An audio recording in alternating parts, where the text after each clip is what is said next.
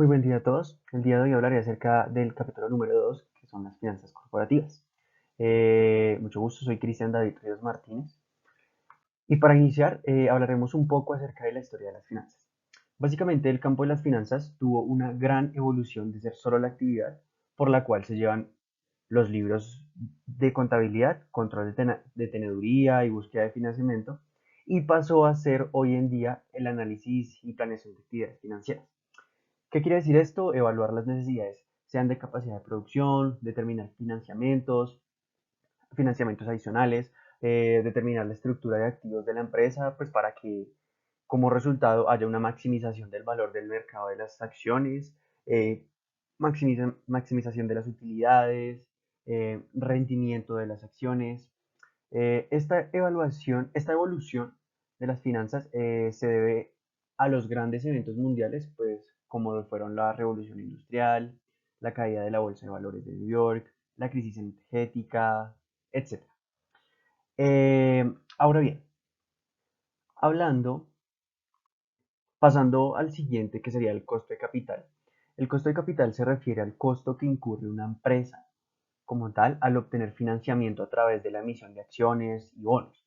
La empresa debe considerar tanto el costo del capital propio como el del capital de terceros, con el fin de asegurar que el valor de la empresa no disminuye. El costo de capital se obtiene a través del cálculo de cada uno de los componentes de capital, lo que genera el costo promedio ponderado de capital de la empresa. Estos componentes son la deuda a largo plazo, acciones preferentes, que analiza los dividendos que generan por acción, costo de utilidades retenidas, nuevas acciones comunes. Pero dentro de este costo de capital también hay que tener presente los riesgos.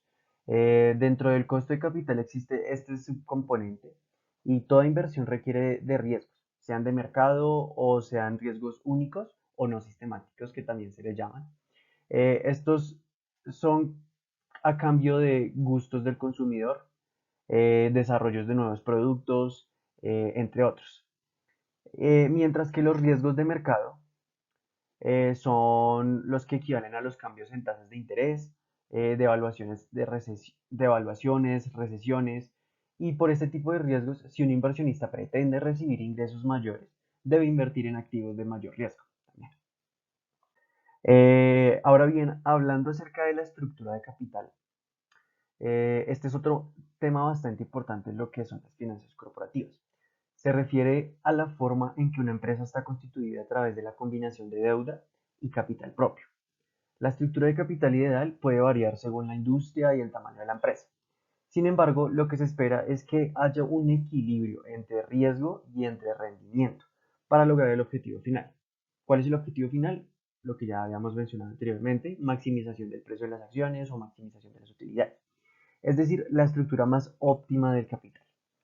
Hay influencias para esta composición, como el riesgo del negocio, la posición fiscal, el método de depreciación del activo, amortización de pérdidas fiscales, flexibilidad financiera, el nivel de deudas.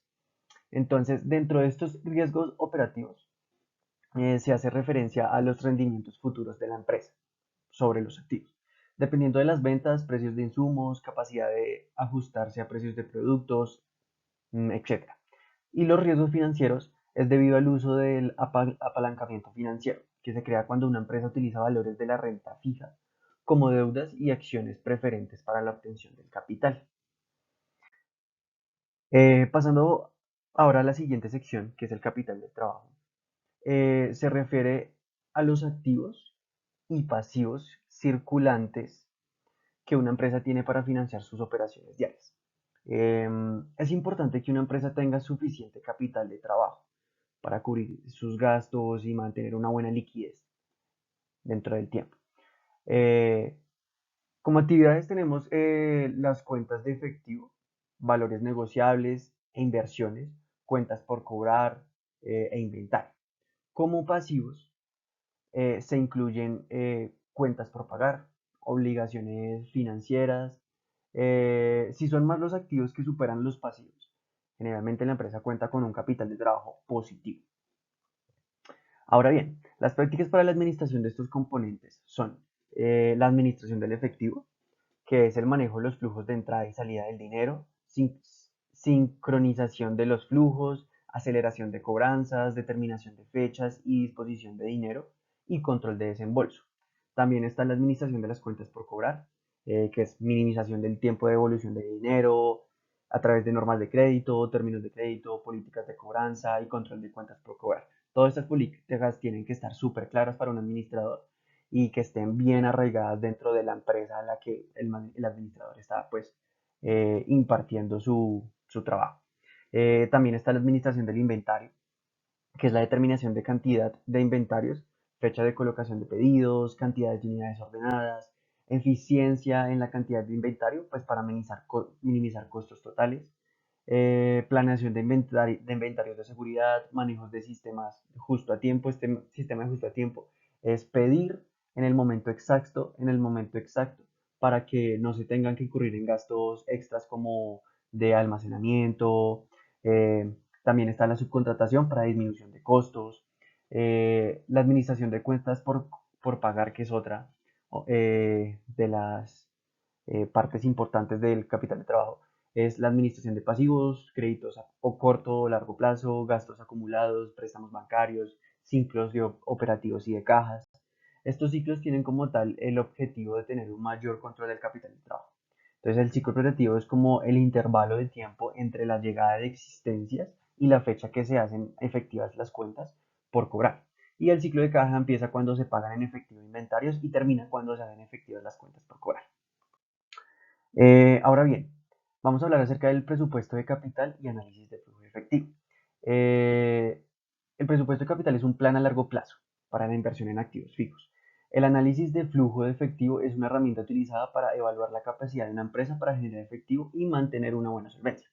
Se puede obtener estos tipos de inversión con proyectos, sean independientes, que no eliminan la aceptación de otros proyectos, sean mutuamente exclusivos, que es decir, su aceptación ocasiona rechazo a otro proyecto, o dependientes, aceptación de que la aceptación requiere de otro proyecto.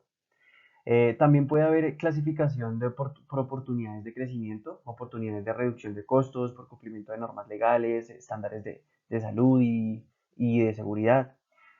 Ahora bien, para el tema de la estimulación de flujo efectivo, la inversión neta es el capital inicial que sale de la implementación del proyecto. Entonces, por lo cual es importante medir el desempeño del proyecto. Los consejos, ¿cuáles son? Los flujos de efectivo deben ser incrementales, los flujos de efectivo deben ser medidos después de impuestos, todos los efectos indirectos de un proyecto deben ser incluidos en el cálculo de los flujos del efectivo, y los costos irrecuperables no deben considerarse para evaluar proyectos. El valor de los recursos usados en el proyecto deben medirse en términos de su costo de oportunidad. También se deben considerar los flujos de efectivos netos. Estos flujos se esperan después de que la inversión se hace. Este proceso es importante para el presupuesto del capital. Ahora bien, para la evaluación de los proyectos, es un proceso utilizado para determinar la viabilidad de una inversión a largo plazo, que generalmente es periodos después de un año. Es importante considerar los riesgos que un proyecto tiene antes de tomar una decisión de inversión. Esta evaluación se obtiene una vez se hayan proyectado los flujos de efectivo neto a través del valor presente neto, el periodo de recuperación de la inversión a valor presente. Se debe también determinar los flujos netos anuales comparando el valor presente para evaluar los egresos. Finalmente, dentro de todo este proyecto y de toda esta toma de decisión, es importante considerar y tener presente el punto de equilibrio.